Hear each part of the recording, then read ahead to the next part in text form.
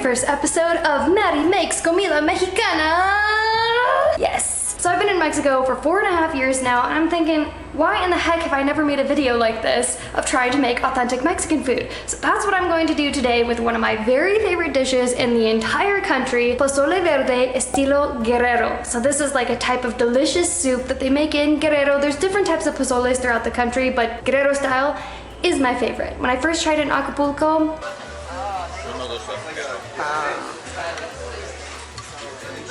oh my gosh. I died of happiness. I did not know food could taste that good. And then when I went to Tasco and tried it again, my childhood traumas were healed. Pozole of the gods. So I'm gonna attempt to make it today. Let's see how this goes. So I found what appears to be an authentic recipe on lossaboresdemexico.com. I went to the store to get all the ingredients. There's some things that I didn't even know really existed, nor where they would be in the store. For instance, the first ingredient, 1 kilo of cooked hominy. This was in the milk section. A pork bone and a kilo a kilo combined of pork meat, so that's leg, backbone, knuckle, and solid. This is the translated version, by the way. This was basically all I could find. It has bones in it. This is codillo / chamorro cerdo, and it's about 1 kilo. So we're gonna hope that this is gonna work. 3 sprigs of thyme, 1 head of garlic, a ½ kilo of green tomatoes, some pepitas, 1 poblano chile, exactly 5 serrano chiles, 1 cup of romaine lettuce. I actually got cabbage because I prefer to cook with that. It's pretty much the same thing-ish. 1 cup of cilantro, 1 cup of parsley, 1/2 cup of epazote. This is definitely something that I've never bought before. The guy actually came over. I was just walking around in circles like a lost sim, and he's like, "Buscas algo?" Yes, help, so much help. So very much help. 1/2 cup of white onion, and I know what you're thinking, this isn't white onion, but I'm allergic, so I'm gonna try to replace it with celery and hope it doesn't completely ruin the entire thing. 2 more cloves of garlic. Shoot, so my extra is not enough. Oh wait, actually no. It says una cabeza de ajo, and then down here it says dos dientes de ajo. Okay, so this I think is 1 head, and then a diente is like 1 diente, right? The next thing said 1 cup of radish leaves, and I looked everywhere and I couldn't find them. What I did find was radishes with their leaves cut off. The next thing is a cup of lard. They said they didn't have it. I got butter. Butter makes everything better. Salt to taste. It appears I don't have any oregano. Mitades de limón para guarnición. This in Mexico is a limón, not to be confused with limón real or limón amarillo, a real lemon or yellow lemon. It's very green, this dish. Oh, it's almost like it's called Pozole Verde. A green pozole. I wonder why. Finally, we have avocado, chicharrón, which is pork rind, and that's it for the ingredients, I think. So let's do this. So the first thing we have to do is cook the corn, because even if it comes pre-cooked, it's not finished cooking, nor has the corn burst. It's like gonna become popcorn, I guess, but cooked popcorn. So we need to cook it with enough water to cover it. With a conventional pot, about 2 hours. Ay, cabron. Well, it looks like we need to clear a space here. Here's the interesting thing about Mexican recipes as I'm seeing so far. Put this in a big old pot. First, try not to cut your fingers off. And then cover it with about 10 centimeters of water. I mean, 2.5 centimeters equals an inch, right? But I'm actually glad in the rest of this recipe it's using cups instead of like, well, no, see here, 300 grams of pumpkin seeds. Oh, shoot. I know, this is 100 grams. Oh my gosh, I'm failing already.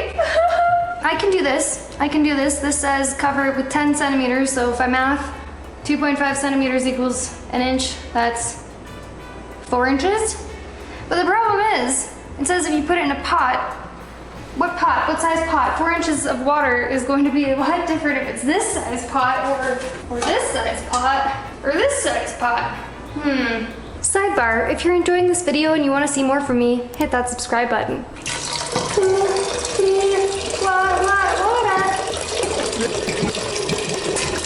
Oh gosh, this is heavy. Okay.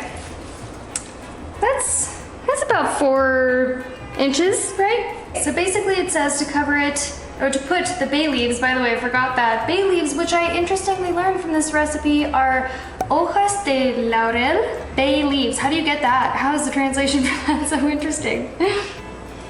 Are these bay leaves? They smell like nothing. Whatever, loosey-goosey. So next is this head of garlic. I've seen techniques in my life, various techniques on what the fastest way is to do this. I like the smashing method. You take the knife and you smash it to like crack it open. Sometimes I'll cut the ends off first so that it more easily peels.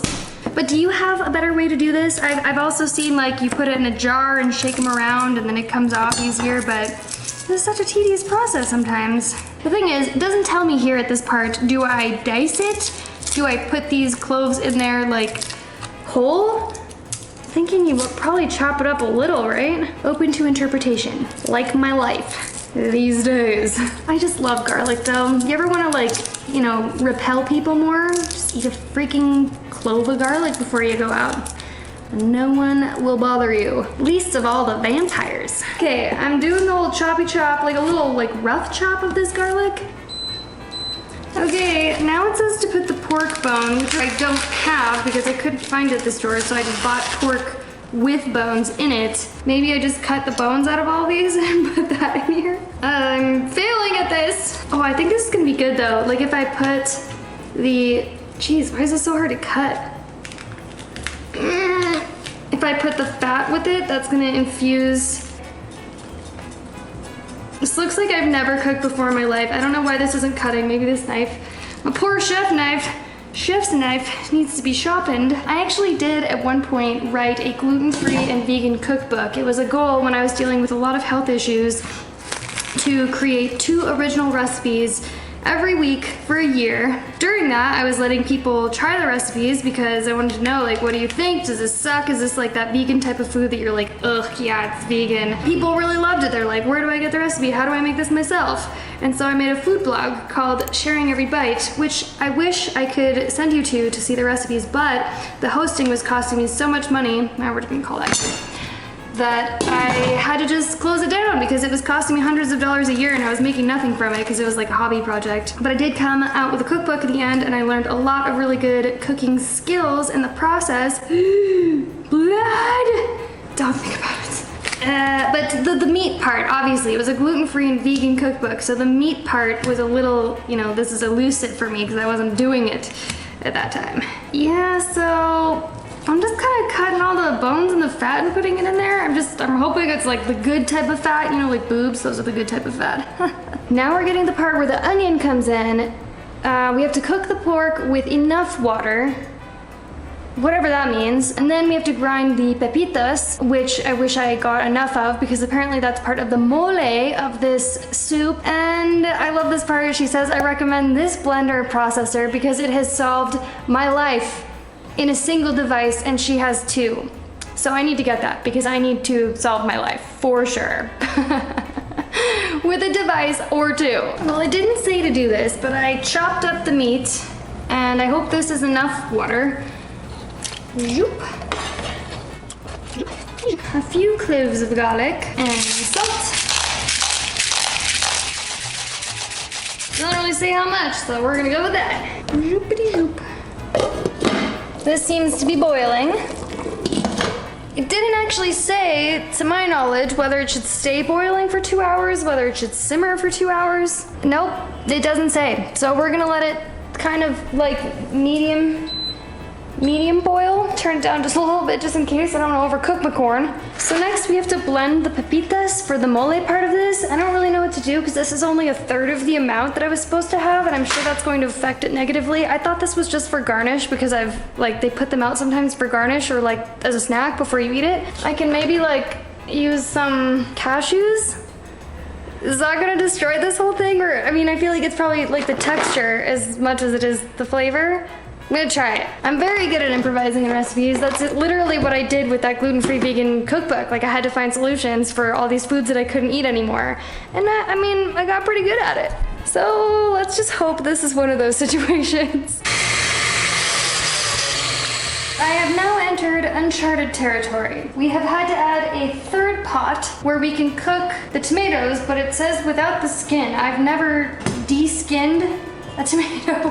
How bad is the skin, really? There's so many. Oh, this really does need to be sharpened. Give me a hot second here. Fix this right up.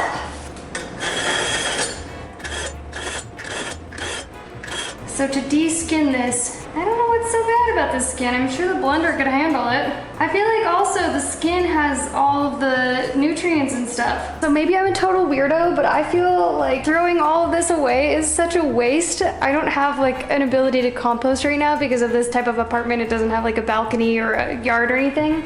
So I'm thinking like, can I make like a salsa out of this? Am I a pinche gringa loca for that?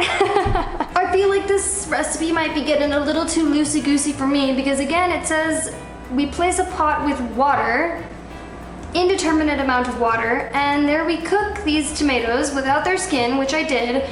Let them cook until they are soft and have changed color. Then I'm gonna put them in a blender and blend them with the chiles, radish leaves, which I don't have, cilantro, lettuce. Oh, you cook it with lettuce too, frick. Guess it would have been important to read this before I got all these ingredients because I got cabbage. We're just gonna hope that that's gonna work. Blend it all very well until obtaining a soft and smooth paste, very well integrated, does not sneak. So in Spanish that says, no se cuela.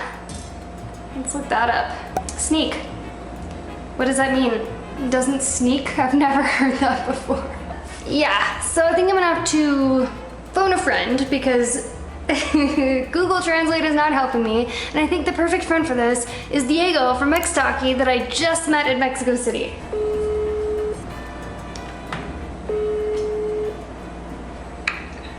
Hello. Diego, ¿cómo estás? Bien. I just have a really quick question, and also you're being recorded right now because I'm making my video. Oh, shit, okay. I'm looking at this recipe. Random thing. I know, it's this recipe. In Spanish it says, no se cuela.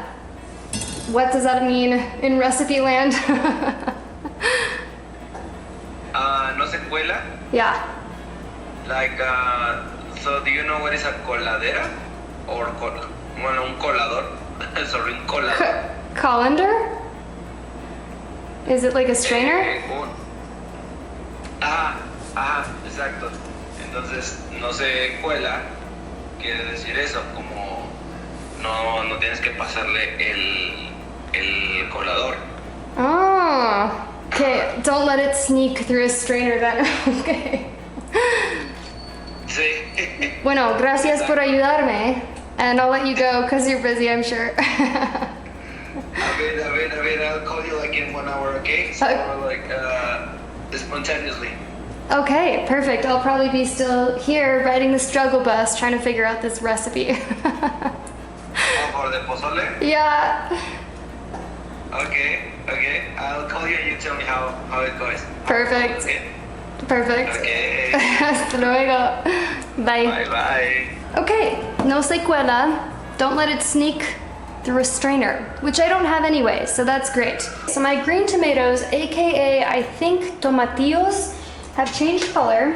Another ambiguity in this recipe, it doesn't say whether I should transfer the water with this too. I would assume so because I have to also blend it with all these ingredients that I mentioned before. I don't know how that's gonna happen without the water. What I'm also not sure how it's gonna happen is for all these ingredients to fit in my blender here. So this is kind of a whole ass disaster over here. Got 3 different bowls. This one with partially blended, that one the original ingredient bowl, and this one over here which was not fully blended. And also stuff in the blender. I'm trying to figure out what size blender would one need to blend all of this, or did I mess something up here? I need help. So now that I'm lower down in the recipe, I see place a pot over medium-high heat and add the butter. Above it said lard. I did get butter, which is melting like my faith in myself to make this recipe. We're gonna add a 1/4 cup of that. Go ahead and put this in the freezer. Once again, I'm back to uncertainty, the land of uncertainty. And it says add the sauce that we've blended and fry it. So I'm guessing like put it at a high heat to fry it. Stir constantly, add salt to season, and leave the heat as low as possible until it cooks and all the flavors are integrated. There's no amount of time frame that I have here, so. I was touching those chile serranos, thinking that I would be fine without gloves or some other type of protective equipment, and my hands are on fire! Fire! So let's let that heat up a little bit, and I'm gonna try to clean up here. So the good news is I think I'm getting close to the end of this recipe. The bad news is they have way more faith in my back knowledge of how to make a recipe like this than I do, because here we are. When the corn and meat are ready, we combine them and make a mixture of the broths so that they can integrate. Let it have enough broth, but without it being too much, since we still need to add the green mole. What's too much broth, what's not enough broth, I don't know. Let it come to a boil, add the well-seasoned green sauce so that it integrates with the broths and gives flavor to the corn and meat. Let it boil for 10 to 15 minutes over low heat. I'm sure that's a translation error, but how do you let something boil over low heat? Anyway, to serve, we shred the meat. But is the meat not already incorporated into this broth? I don't know. I really should have had a Mexican friend here for this, is what I'm learning. Also, another query. I have bones in this broth, in this one, and I'm sure that's supposed to add like nutritional value and everything. You know, you get the oils and everything from the marrow or the... Right, it's the bone marrow. But it never says to take them out. I'm guessing before I incorporate, I take them out because I've never gotten pozole before that had bones in it. Or actually, dientes de ajo. Like, I've never had pieces of garlic served in my pozole either. So either this is a different interpretation, there's missing instructions here, or you're just supposed to know these things inherently. I definitely don't. I'm just gonna have to make an educated guess here that I'm transferring just the broth of this meat since it's supposed to be shredded. Also, what amount is the right amount of broth? I may have overcooked the meat as well, but it smells amazing. This is a hot mess. Let's just hope this doesn't spill too much. Okay. I truly would have never thought that all of this, the way that this is cooked, is like this, because the end product, oh my gosh, you really never know all the love that goes into a recipe. The crazy thing to me is that pozole is so cheap. Usually it's one of the cheapest things you could ever get on the menu, yet all this goes into it. This is so much work. My hands are still on fire. I do believe we are at the last but not least. I'm going to cut the garnishes. Also, quick note, I realized I have this extra ingredient here, tomillo, thyme, and I'm like, oh, that's so weird. They said I needed thyme, and it never was there. I missed it. It was supposed to go in the corn part. It's the wrong time to find that out now. You know, it said to shred the meat. I thought maybe I'll just finally dice it. I thought I had overcooked it, but I don't think I did. I think I'm just used to cooking chicken and it takes a lot less time. Maybe this is gonna be one of those things where I think I failed throughout the whole time because I just didn't know what I was doing, but maybe it's gonna turn out delish. Should I just pour the rest of this? Let's just incorporate the broth. Why not? I do believe it's time to serve. The consistency, the color is much milkier, but it smells amazing so far. Squeeze a little bit of lime on here. Then add some aguacate, some chicharron. This looks really good. Got that corn in there, the meat. Ooh, it's still very hot. I'm really excited to give this a try. Looks really hot though, so. Okay. It's good. Spicy. Those serrano peppers definitely gave this some spice.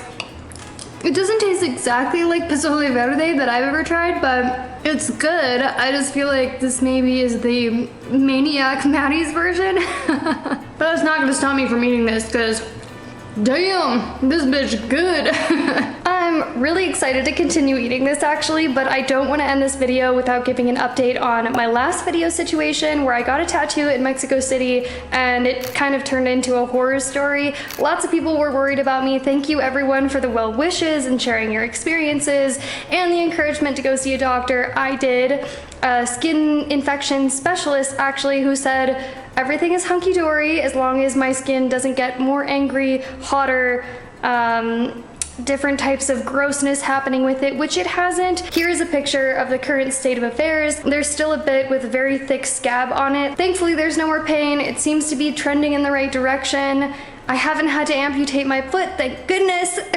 Click on this video so you can continue watching one of my favorite videos that I've ever made where I spoke only Spanish for a day in Mexico City. Please subscribe to my channel, and one more thing. Gong that bell if you want to be notified the next time I release a new video, and I will see you in the next one.